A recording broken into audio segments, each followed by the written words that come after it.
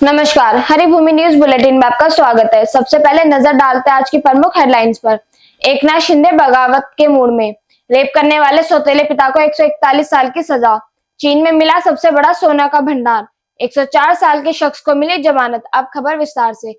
सबसे पहले बात करते हैं महाराष्ट्र में चल रहे सियासी घमासान की। महाराष्ट्र में विधानसभा चुनाव के नतीजे आए हुए अब एक हफ्ता हो चुका है, लेकिन मुख्यमंत्री के चेहरे पर संशय बरकरार है। इस बीच बड़ी खबर आ रही है कि कार्यवाहक मुख्यमंत्री एकनाथ शिंदे जल्द ही कोई बड़ा ऐलान कर सकते हैं। आपको बता दें कि दिल्ली में बीजेपी के बड़े नेताओं से मुलाकात के बाद एकनाथ शिंदे सीधे अपने गांव सतारा के लिए रवाना हो गए थे। माना जा रहा था कि एकनाथ शिंदे मुख्यमंत्री पद को लेकर अभी भी अपने दावे को छोड़ना नहीं चाहते। हालांकि उन्होंने साफ कर दिया था कि वे किसी भी फैसले में हाईकमान के साथ है और आगे भी भाजपा का नेतृत्व का सम्मान करेंगे। लेकिन सूत्र बताते हैं कि शिंदे अभी भी सीएम पद पर बने रहना चाहते हैं।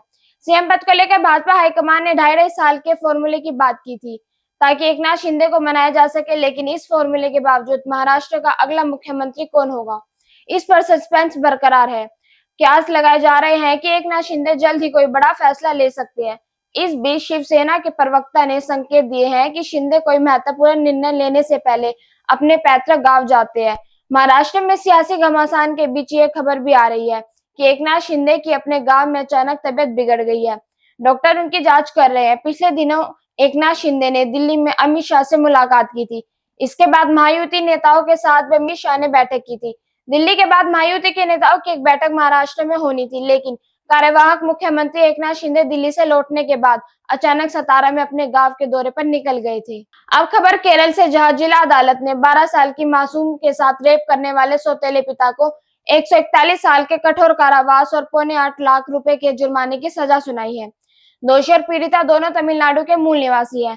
सौतेले पिता ने मासूम के साथ साल 2017 से नवंबर 2020 तक लगातार रेप किया। एक दिन जब उसकी सौतेली बेटी अपने दोस्त के साथ आंगन में खेल रही थी, तभी पिता आया और उसे अंदर ले गया और उसके साथ रेप किया। इस बात का खुलासा तब हुआ जब पीड़िता ने यह बात अपनी सहेली और काम से वापस घर लौटकर आई अपनी मां को बताई। मां ने इसकी शिकायत पुलिस से की तो आरोपी को गिरफ्तार कर लिया गया। बाद में खुलासा हुआ कि सौतेले बाप अपनी बेटी से कई सालों से रेप कर रहा था। जिला अदालत ने इस दुष्कर्मी पिता को अब 141 साल के कठोर कारावास की सजा सुनाई है। अब बात करते हैं चीन की। चीन के हुनान प्रांत में दुनिया का सबसे बड़ा सोना का भंडार मिला है। इसकी कीमत 83 बिलियन डॉलर से भी ज्यादा आकी गई है। इसे अब तक दुनिया में खोजा गया सबसे बड़ा सोना का भंडार माना जा रहा है। ये साउथ अफ्रीका की साउथ डीप खदान में 900 मीट्रिक टन सोना से भी ज्यादा है।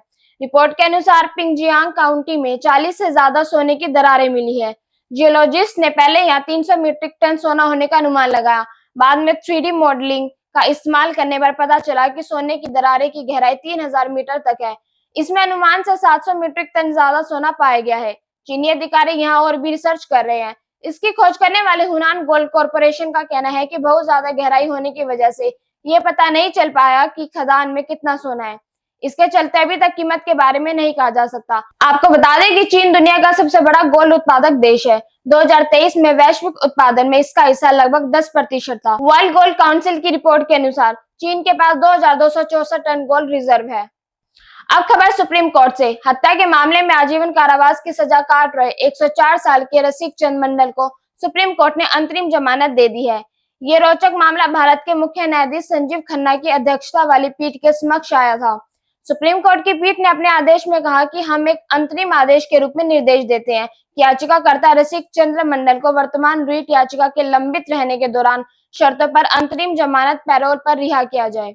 104 साल के रसिक चंद मंडल के वकील ने पीठ के समक्ष दलील दी थी कि मंडल को स्वास्थ्य संबंधी समस्याएं हैं जो उम्र से संबंधित।